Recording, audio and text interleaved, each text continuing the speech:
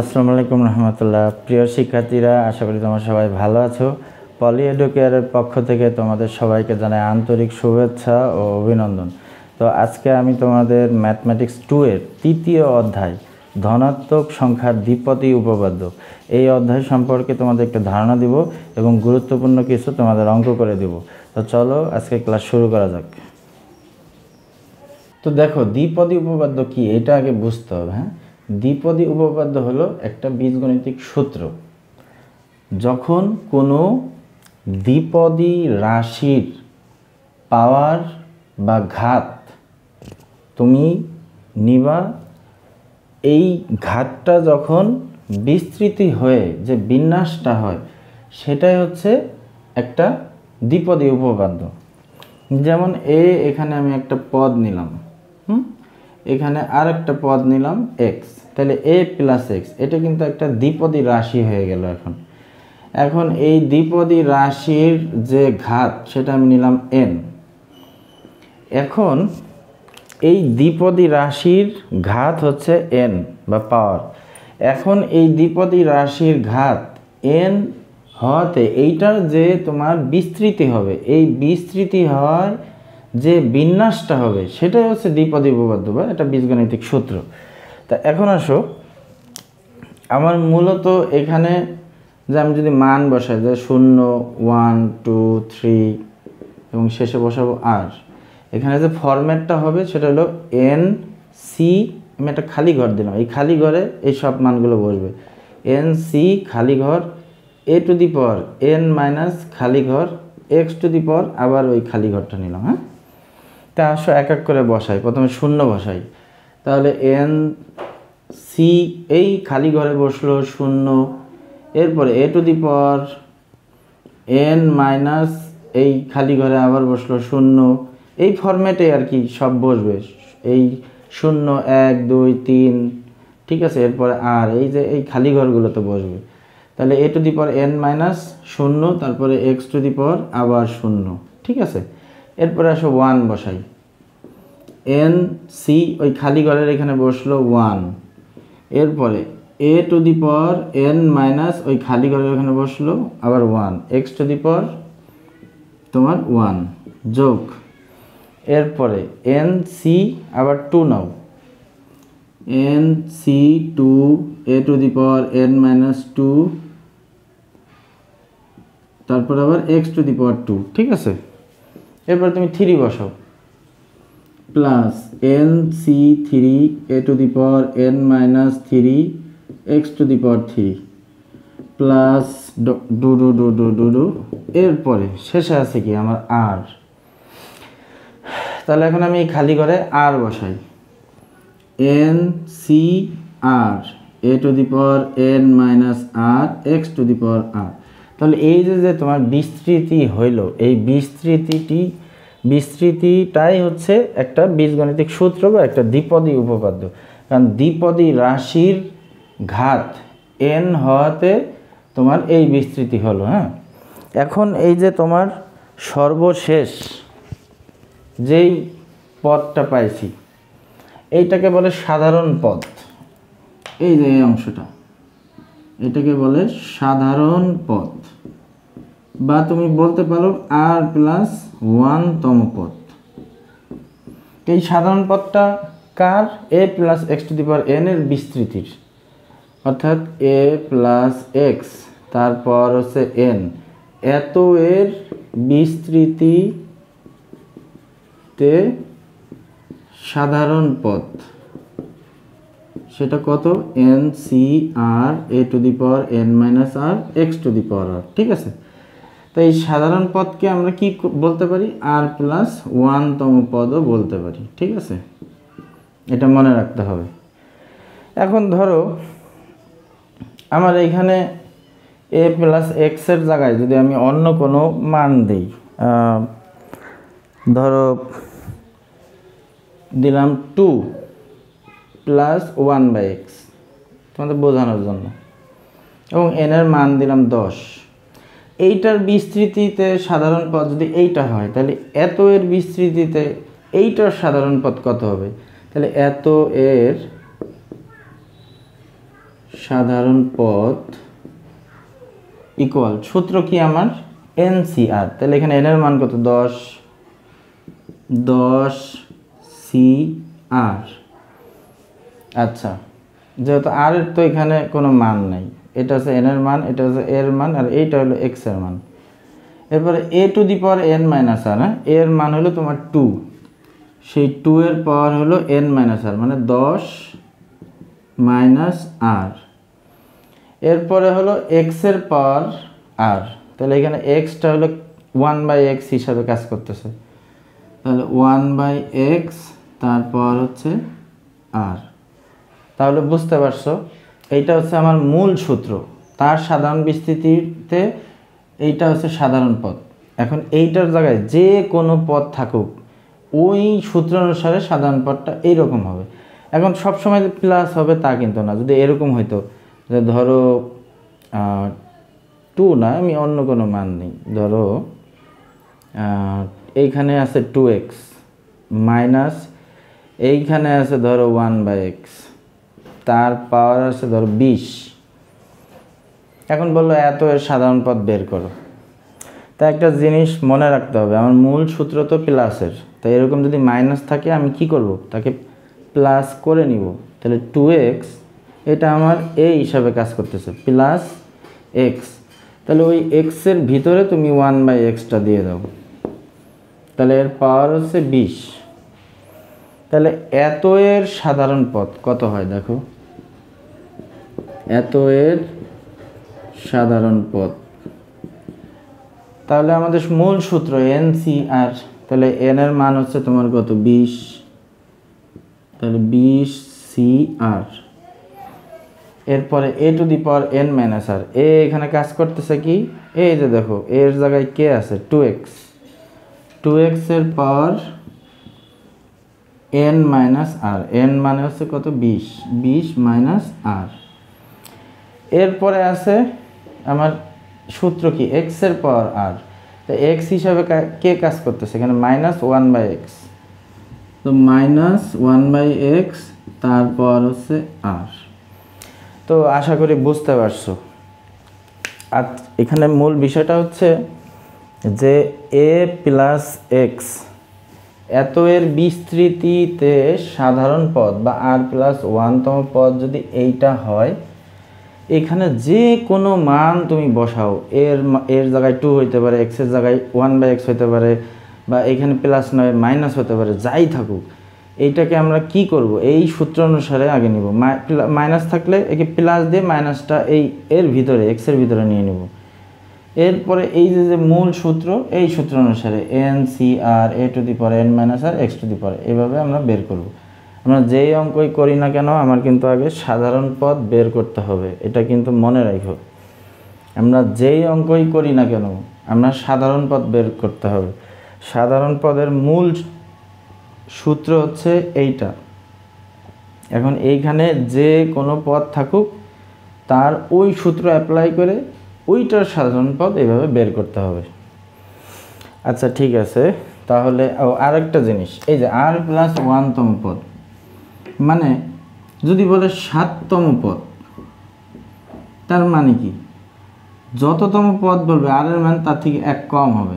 7তম পদ মানে 6 যোগ 1 সমান সমান হলো 7, মানে r এর মান হলো তোমার 6। বিষয়টা মনে রাখো, যততম পদ বলবে r এর মান তার থেকে 1 কম হবে। 8তম পদ বলে r এর মান 7, 7তম পদ বলে r এর মান 6। যদি বলে 21তম পদ, 21তম পদ, তাহলে r এর মান কত 20, 22তম পদ, তার মানে r এর মান 21।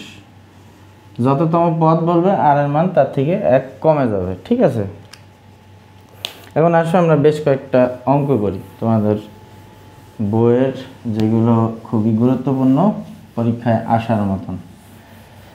তো এতক্ষণ যা বুঝাইলাম তোমরা আশা করি বুঝতে পারছো। তো আসো আমরা এমন একটা অঙ্ক করি যেটা তোমরা আগে বুঝতে পারো। যেমন এখানে তোমার 40 পেজের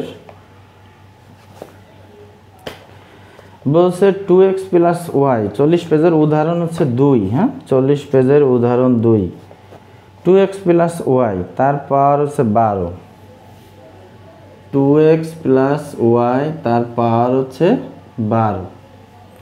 এটা হচ্ছে হকের নতুন বইয়ের 40 পেজের উদাহরণ 2। আবারও বলতেছি, নতুন বই হক ম্যাথ 2 40 পেজের উদাহরণ 2, 40 পেজের উদাহরণ 2। এখন যে অঙ্কটা করাচ্ছি,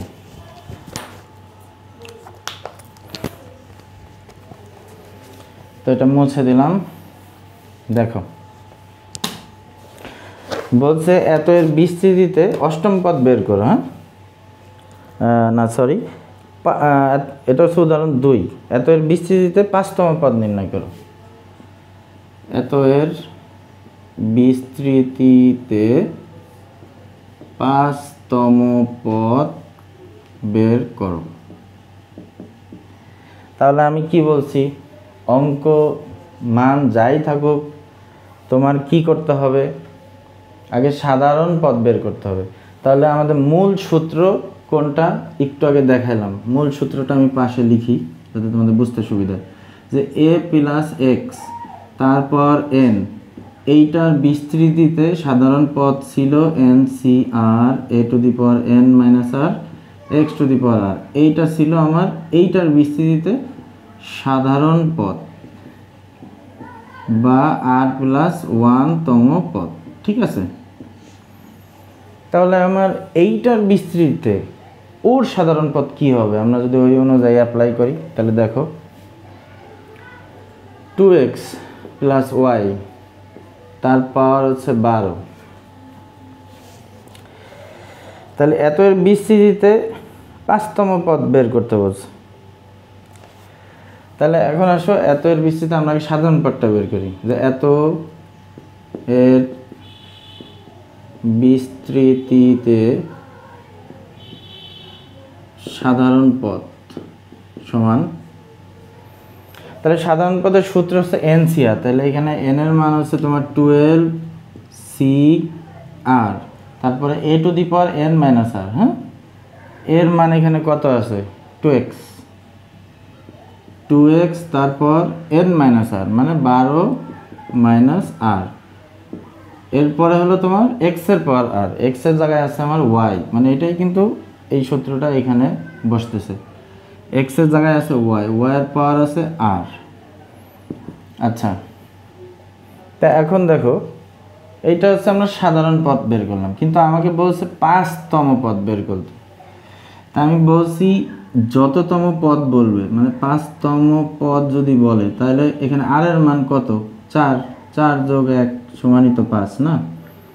যততম পদ বলবে r এর মান তার থেকে 1 কম হবে, 5তম পদ বললে r এর মান 4, 4তম পদ বললে r এর মান 3, ঠিক আছে, r এর মান তখন 3 হবে। মনে রাখো যততম পদ বলবে r এর মান তার থেকে 1 কম হবে, 5তম পদ মানে r এর মান 4। তাহলে 5তম পদ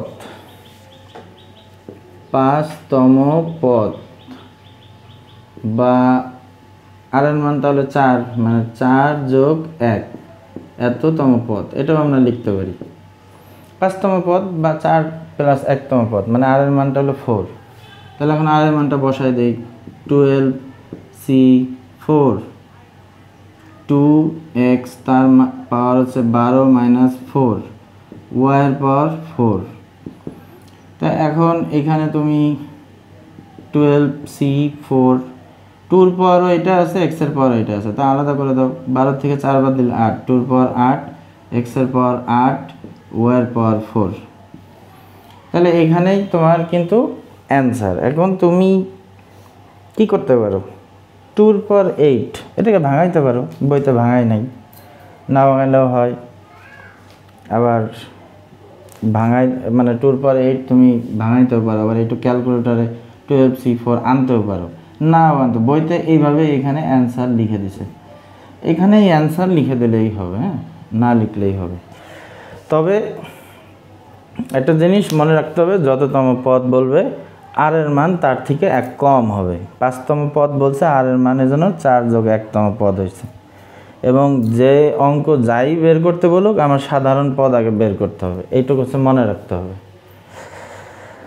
তো এটা সংক্ষিপ্ত করলাম। এখন আসো আমরা একটা রচনামূলক অঙ্ক করি, যে অঙ্কটা অনেকবার বোর্ডে আসছে, এরকম একটা অঙ্ক করি। একটা অঙ্ক যদি তুমি বুঝতে পারো তো আশা করি আর সমস্যা হবে না।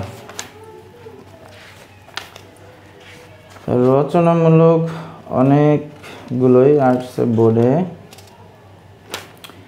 বিশেষ করে রচনামূলক 51 পেজের 23-এর 1 2 3 4 5 আসছে অনেকবার, 6 আসছে অনেকবার, 7 আসছে অনেকবার।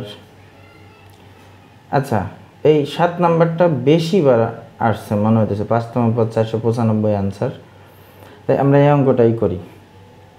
এটা হচ্ছে হকের ম্যাথমেটিক্স 2 51 পেজ, 51 পেজের রচনামূলক 23 নাম্বারের 7 নাম্বার করতেছি। হ্যাঁ, বলছে নিচের দ্বিপদ রাশিগুলোর বিস্তৃতিতে এক্স বর্জিত পদ, নিরপেক্ষ পদ বা মুক্ত পদের মান বের করো। আচ্ছা, এই একটা অঙ্ক যদি করি, এখানে যতগুলো অঙ্ক আছে আশা করি তোমার সবগুলোই পারবা যদি এটা ভালো করে বুঝতে পারো। 2x মাইনাস 1/4x স্কোয়ার, এটাকে লিখি 2x মাইনাস 1/4x স্কোয়ার, তার পাওয়ার হচ্ছে 12। বলছে এত এর বিস্তৃতিতে এক্স বর্জিত পদ বের করো।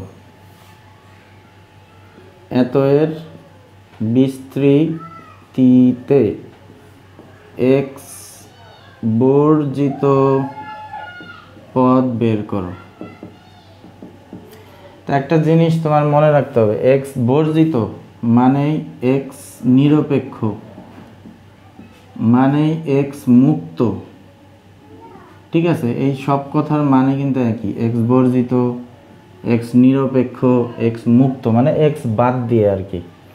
এক্স নিরপেক্ষ মানে ওইখানে শূন্য ধরতে হবে, এই আর কি। তো নিরপেক্ষ বা মুক্ত পথ বের করতে বলছে। ঠিক আছে, তা আসো এটা করি।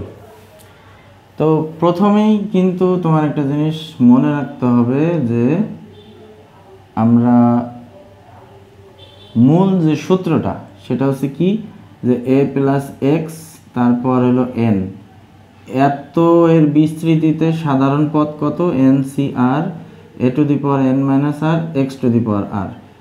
এটাকে সাধারণ পদ বা r প্লাস 1তম পদও বলে, মানে এটা সাধারণ পদ আবার r প্লাস 1তম পদও। ঠিক আছে, দুইটাই বলা হয়। এটা কিন্তু মূল সূত্র, ওই সূত্র থেকে আমরা এটা ভাঙাবো। কারণ মূল সূত্র তো আমার আছে কি প্লাসের, কিন্তু এখানে আছে মাইনাস। তাহলে আমি কি বলছি, মাইনাস যদি থাকে আমরা কি করব, প্লাস করে নিব। তাহলে 2x plus minus 1/4x square, তাহলে a প্লাস এক্স তারপর হইল n মানে 12, ওর সাথে কম্পেয়ার করো। a হলো এটা, x হলো এই অংশ, n হলো 12। তাহলে এত এর বিস্তৃতিতে সাধারণ পদ আমরা বের করি। এত এর বিস্তৃতিতে সাধারণ পদ বা r প্লাস 1তম পদ সমান একই কথা। ঠিক আছে, এটুকু হচ্ছে সূত্র। তাহলে কি হবে, n c r, n এর মান হচ্ছে 12, 12 c r। ঠিক আছে, একটু নিচে হয়ে গেছে যেহেতু এই পাশে সূত্রটা লিখছি, তোমরা একটু নিচে করে লিখতে পারো। তাহলে n c r তারপর a to the power n minus r, a এখানে কে 2x, 2x এর পাওয়ার n মাইনাস r মানে 12 মাইনাস r। আচ্ছা, এরপরে আছে x এর পাওয়ার r, x হিসাবে কে কাজ করতেছে, minus 1/4x, minus 1/4 x square, এটা হলো আমার এক্স হিসাবে কাজ করতেছে, তারপর হলো আর, এটা হলো এইটার সাধারণ পদ। ঠিক আছে, তাহলে এখন আসো আমরা এটাকে ভাঙাই। 12c আর যেভাবে সেভাবে থাকলো, 2 এর পাওয়ার 12 মাইনাস আর, আলাদা করে দিচ্ছি, এক্স এর পাওয়ার 12 মাইনাস আর, এই পর্যন্ত করলাম। হ্যাঁ, এই অংশটা এখনো বাকি আছে। তাহলে এখানে প্রথমে -1টা বের করে নিয়ে আসি, তাহলে -1 এর পর একটা আর, -1 কিন্তু এখন আর নাই। এবার 1/4 এটাকে নিয়ে আসি, 1/4, তারপর আর 1ও গেল 4ও গেল, তো 1 গেলেও তো আবার এটা 1 থাকে নাকি। তাহলে এখন থাকলো 1/x², তারপর আর, তার মানে আশা করি বুঝতে পারছি। আবার যা আছে তাই লিখে দিলাম, একদম ভেঙে ভেঙে দেখালাম। তাহলে এখানে কি থাকে, 12c আর, 2 এর পর 12 মাইনাস আর, এক্স এর পর 12 মাইনাস আর, মাইনাস 1 এর পর আর, 1/4, তারপর আর, আর এখানে 1/x² আছে, তাহলে এটার একবারে আমরা x⁻² লিখলাম। হ্যাঁ, কারণ 1/x², তারপর আছে কি তোমার আর, 1/x² মানে কি x⁻², তারপর আর মানে x⁻² আর, এটা লেখা যায়। আচ্ছা, তো এটুকু আশা করি বুঝছো। তাহলে এখানে দেখো, এখানে আছে x এর পর 12 মাইনাস আর, এখানে আছে x এর পর -2 আর, তা এই দুইটা অংশ, এখানেও ভিত্তি x, এখানেও ভিত্তি x, তো ভিত্তি যদি একই থাকে পাওয়ার পরে কি হয়, যোগ হয়ে যায়। তো এই অংশটা আমরা যোগ করি, তাহলে 12c আর, এটা ঠিক যেমন সামনে রাখলাম, 2 এর পর 12 মাইনাস আর যেভাবে আছে সেভাবে থাকলো, -1 এর পর আর থাকলো, 1/4 এর পরও আর থাকলো, শুধু এই অংশের অংশ যোগ হবে। তাহলে কি হবে, x এর পর 12 মাইনাস আর আর -2 আর যোগ করলে -3 আর। তো এখন যা যা আছে ঠিক এভাবেই রাখো, কারণ আমাদের আর এর মান তো বের করতে হবে না। তো এখন বলছে x বর্জিত পদ বের করো। x বর্জিত পদ মানে কি, x বাদ দিয়ে যে পদটুক, মানে এই পদের মানটুক বের করতে বলছে। কিন্তু আর এর মান বের করতে হলে আমার তো অবশ্যই এখান থেকে এই অংশটুক নিয়ে আমার কি করতে হবে, আর এর মান বের করতে হবে। তাহলে এখানে লিখি যে x বর্জিত পদটি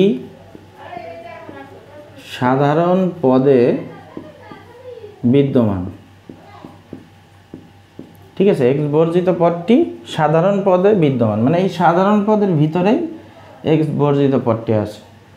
তাহলে এই যে x এর যে তোমার পাওয়ার 12 - 3 আর, 12 - 3 আর ইকুয়াল, যেহেতু বলছে x বর্জিত পদ বা নিরপেক্ষ পদ বা মুক্ত পদ, এই জন্য এখানে কি নিব, 0 নিব। ঠিক আছে, তাহলে 12 - 3 আর ওই পাশে নিয়ে গেলে কি হয়, +3 আর, তাহলে r = 12/3, মানে r এর মান হচ্ছে 4। তাহলে r এর মান কিন্তু আমরা 4 পাইছি। হ্যাঁ, তাহলে এখন r এর মান যদি 4 হয়, তাহলে আমরা একটু আগে কি শিখলাম, যে r এর মান যা হবে পদের মান তার থেকে 1 বেশি হবে। তাহলে 4 + 1 মানে কি, 5তম পদে এই তোমার মুক্ত পদটা আছে। ঠিক আছে, আবার 5তম পদ যদি বলা থাকতো, সেই ক্ষেত্রে কিন্তু আর এর মান 4 হয়ে যেত। আর এর মান যা হবে তততম পদ, মানে 4 যদি হয় আর এর মান, তাহলে 5তম পদ হবে। আবার 5তম পদ বলে আর এর মান 1 কম হয়ে যাবে। ঠিক আছে, আচ্ছা, তাহলে এখানে আমি একটু উপরের দিকে মুছি, উপরের দিকে মুছে লিখি।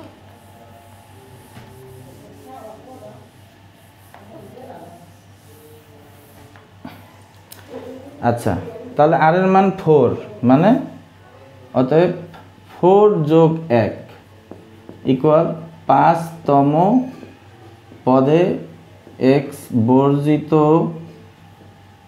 পদটি তোমার আছে। তাহলে অতএব নির্ণেয় পদ, তাহলে পদটা কত হবে? এই যে এই অংশটুক, যে অংশের ভিতরে এক্স নাই, এইটা। এখানে তুমি এখন আর এর মান বসায় দাও, তাহলে 12c4 আর এর মান যদি বসাই 2 এর পাওয়ার 12 মাইনাস 4 মাইনাস 1 এর পাওয়ার 4 1/4 তারপর আবার 4। তাহলে এখানে কত হয়? আমরা এক এক করে বসাই, এটা তুমি ক্যালকুলেটরে করতে পারো। 12c4, প্রথমে ক্যালকুলেটর 12 দিবা, সি কম্বিনেশন আনতে হলে শিফট দিয়ে এনসিআর মানে ভাগ চিহ্ন চাপ দিতে হবে, তাহলে এই যে ক্যালকুলেটরে তোমার সি আসবে। 12c4 দাও, তাহলে আসে হলো তোমার 495। এরপরে 12 থেকে 4 বাদ দিলে 2 এর পাওয়ার 8, 2 এর পাওয়ার 8 মানে হচ্ছে 256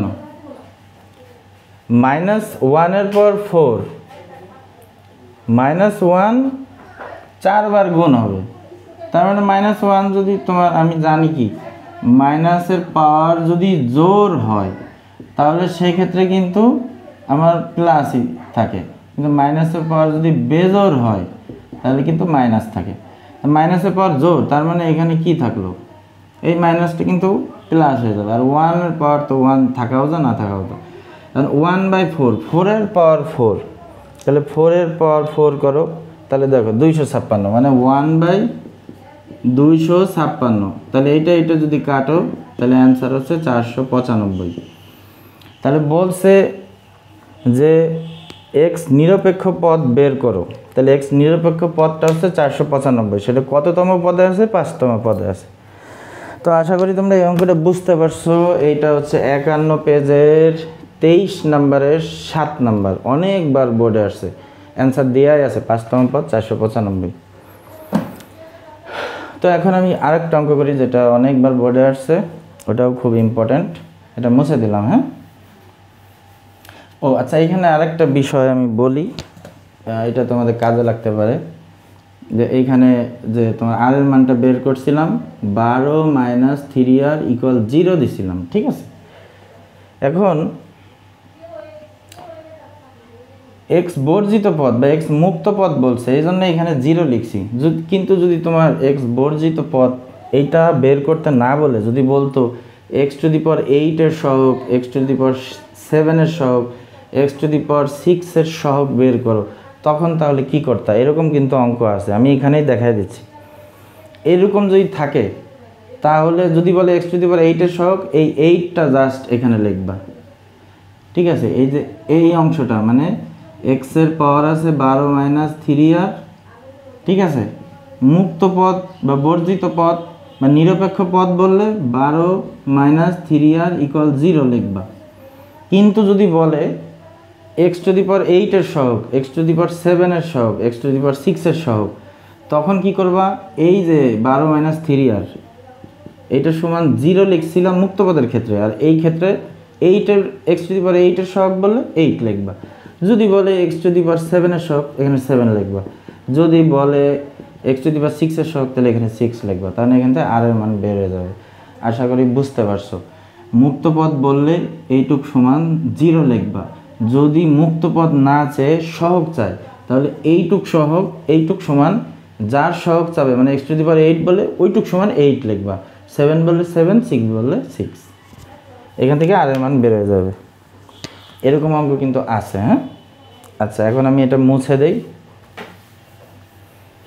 এখন আরেকটা অঙ্ক করি যেটা অনেকবার বোর্ডে আসছে। তো এই যে তোমার এটা হলো 23 নম্বরে, যতগুলো অঙ্ক আছে সব কিন্তু একই রকম, সব একই রকম। এই যে 23-এ দেখো অনেকবার বোর্ডে আসছে, সব কিন্তু একই রকম। হ্যাঁ, আচ্ছা, এটা হচ্ছে 51 পেজ। এরপরে আসো আমরা 27 নম্বরের অঙ্কটা করি। 52 নম্বর বলছে 1 প্লাস এক্স তারপর 44 এত এর বিস্তৃতিতে 21তম পদ ও 22তম পদ পরস্পর সমান হলে এক্স এর মান নির্ণয় করো। অঙ্কটা হচ্ছে 27 নম্বর 52 পেজ। 1 প্লাস এক্স তার পাওয়ার হচ্ছে 44, এত এর বিস্তৃতিতে 21তম পদ ও 22তম পদ পরস্পর সমান হলে এক্স এর মান নির্ণয় করো। এক্স এর মান নির্ণয় করো, এটা হচ্ছে তোমার অঙ্ক। এটা হচ্ছে 52 পেজের 27। আবারও বলতেছি, ম্যাথমেটিক্স 2 নতুন হক বইয়ের 52 পেজের 27। তো এখন একটা জিনিস খেয়াল করো, আমি কিছুক্ষণ আগে যে তোমাদের অঙ্কগুলো করাইছি বলছি কি, যততম পদ বলবে আর এর মান তার থেকে এক কম হবে। তো 21তম পদ যদি বলে, তার মানে এখানে আর এর মান কত? 20। তার মানে 20 যোগ 1তম পদ, তাই না? 22তম পদ। 22তম পদ মানে কি, আর এর মান হচ্ছে কত? 21 যোগ 1 এততম পদ। অর্থাৎ যততম পদ বলবে আর এর মান তার থেকে এক কম হবে। এই হলো সহজ কথা। 21তম পদ আর এর মান 20, 22তম পদ আর এর মান 21। এখন এই দুটো পদ হচ্ছে পরস্পর সমান, ঠিক আছে? তাহলে আসো আমরা আগে লিখি। তাহলে 1 প্লাস এক্স তার পাওয়ার হচ্ছে 44, এত এর বিস্তৃতিতে 21তম পদ মানে 20 যোগ 1তম পদ, 20 যোগ 1তম পদ, ঠিক আছে? সমান সমান। তাহলে আমাদের মূল সূত্র কি ছিল? সাধারণ পদের মূল সূত্র ছিল n C r a to the power n minus r x to the power r. এটা ছিল মূল সূত্র, এবং মূল সূত্রটা ছিল এ প্লাস এক্স তার পাওয়ার যদি এন হয় তাহলে এইটা সাধারণ পদ হবে এইটা। এখন কম্পেয়ার করো, এর মান 1, এক্স এর মান এক্সই আছে, এন এর মান কত আছে? 44। হ্যাঁ, তাহলে এন এর মান হচ্ছে তোমার 44। আচ্ছা, এন এর মান হচ্ছে তোমার 44, আর এর মান তো বের করতে হবে, দেয়া নাই। ও না, সরি, আর এর মান হলো 20। এই যে এটা 20 মানে 21তম পদ, তার মানে কি 20 যোগ 1 মানে আর এর মান হলো তোমার 20। এরপরে এর মান হলো তোমার 1, এন এর মান হলো 44 আর এর মান হলো 20 মানে 44 মাইনাস 20। এক্স এর মান তো এক্সই আছে, আর এর মান হলো 20, এক্স এর পাওয়ার হলো 20। আচ্ছা, তো 1 এর পাওয়ার যাই দাও, ওটা তো 1ই থাকে, ওটা লিখলাম না। 44 সি 20 এক্স এর পাওয়ার 20, এই অংশটা বাদ হয়ে গেল। 1 এর পাওয়ার যা আছে তাই। তাহলে আমরা 21তম পদ বের করলাম। তো এবার আসো 22তম পদ বের করি। 1 প্লাস এক্স তারপর 44, এত এর বিস্তৃতিতে, তাহলে 22তম পদে আর এর মান কত হবে? 21 যোগ 1 এততম পদ সমান, তাহলে কি হবে সূত্র? ওই যে এনসিআর এর সূত্রটাই, 44 সি মানে এনসিআর, এন এর মান 44, এনসিআর আর এর মান হলো 21। এরপরে a to the power n minus r, a হলো তোমার 1 এর পাওয়ার এন মাইনাস আর মানে 44 মাইনাস 21। এরপরে এক্স এর পাওয়ার আর মানে এক্স এর পাওয়ার হলো আর এর মান হলো 21। তাহলে 44 সি 21, 1 এর পাওয়ার যাই থাকুক 1ই, এখানে আর লিখলাম না, এই জন্য এক্স এর পাওয়ার 21।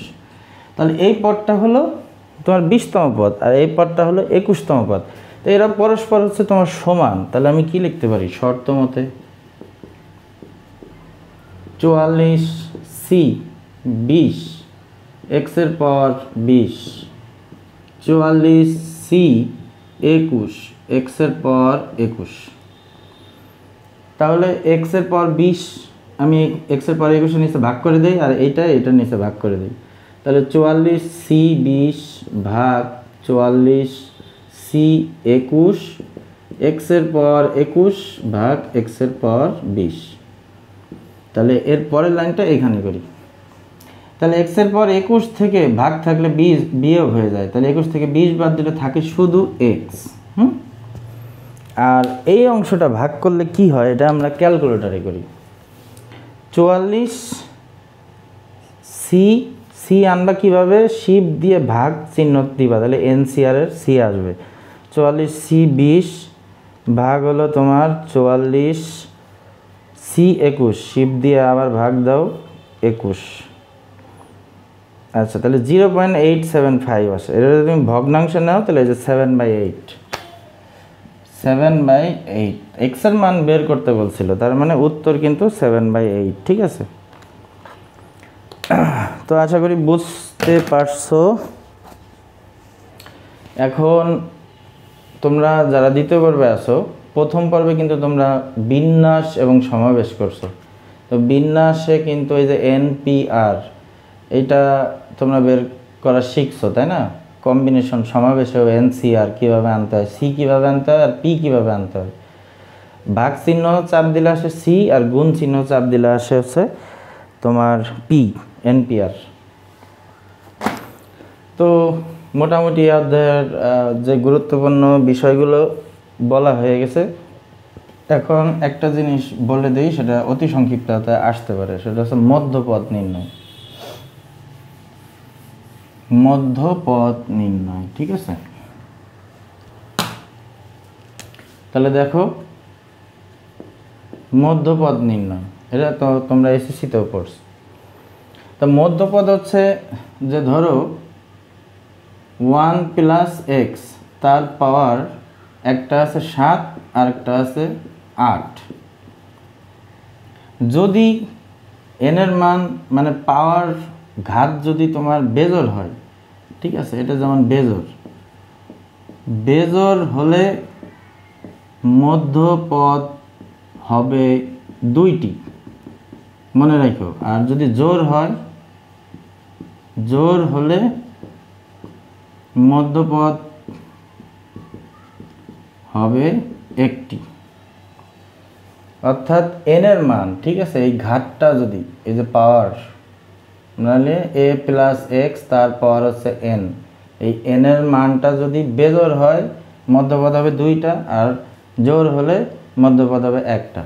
তা বেজোড় হলে মধ্যপদ 2টা, এটার সূত্র হলো n + 1/2, আর একটা হলো n + 3/2। তা এখন n এর মান কত? 7, তাহলে তোমার 7 + 1/2, 7 + 3/2, 7 আর 1 কত? 8, 8/2 মানে 4, 10/2 মানে 5। তাহলে একটা মধ্যপদ হচ্ছে 2টা, এটা 4 আর একটা 5। আর এইটার যদি জোড় হয় তাহলে মধ্যপদ হবে 1টা, সেটা হলো n/2 + 1। তাহলে n এর মান হচ্ছে 8, 8/2 + 1 মানে হচ্ছে 4 + 1 মানে হচ্ছে 5। ঠিক আছে, তো আশা করি বুঝতে পারছো। দ্বিপদী উপপাদ্যের যে গুরুত্বপূর্ণ বিষয়গুলো ছিল সবই কিন্তু বোঝানো হয়ে গেছে, এবং তোমাদের বোর্ডে যেই ইম্পর্টেন্ট অঙ্কগুলো আছে সেগুলোও করে দিলাম।